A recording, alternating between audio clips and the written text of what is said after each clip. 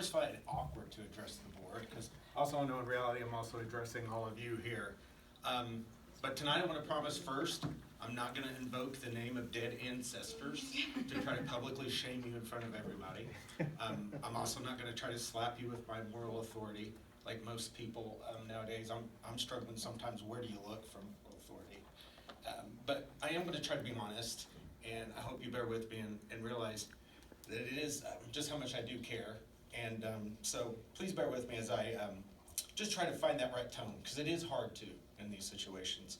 And so just let me give my best to be transparent, truthful, and also kind as I do that. At the last board meeting, 3 people used a word I hadn't heard publicly, was nepotism. And we know that to be favoritism based on kinship. And I think what they were going for, too, might have even been beyond nepotism, and maybe this is just semantics across different domains of social studies and organizational psychology, but I think they were really also trying to grab onto cronyism. And I think if we start to then bring that word in, it becomes very problematic in our culture, because we are a large organization that also happens to be within a small community. Now, nepotism involves close familiar relationships, and we've had concrete examples of this here in LCS. For example, we had a superintendent and their direct report influenced the board to approve a contract with a company, and during that time, the superintendent's wife was contracted and then later fully employed by that company. Now, I'm not here to judge and say, was it an effective program, but the honesty is they both of them profited from that arrangement. We've also had board members who have had spouses get jobs here at NLCS over the years. Again, this is nepotism, and they both profit from that.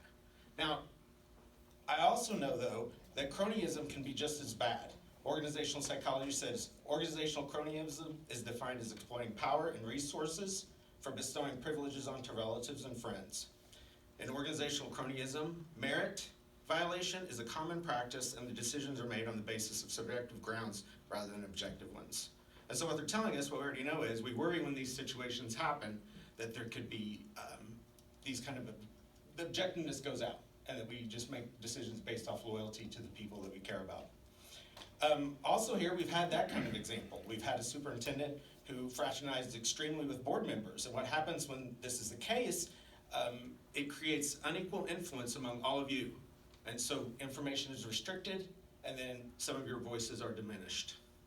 Also, when we have this come in, I know sometimes they even use the language new coach, new assistant coaches. If it's excessive, it creates that kind of favoritism that's at the top that becomes pernicious and then permeates down, not just to the staff, but even eventually to the students in the classrooms and also on the basketball courts. You're at 3 minutes. Thank you. Thank you.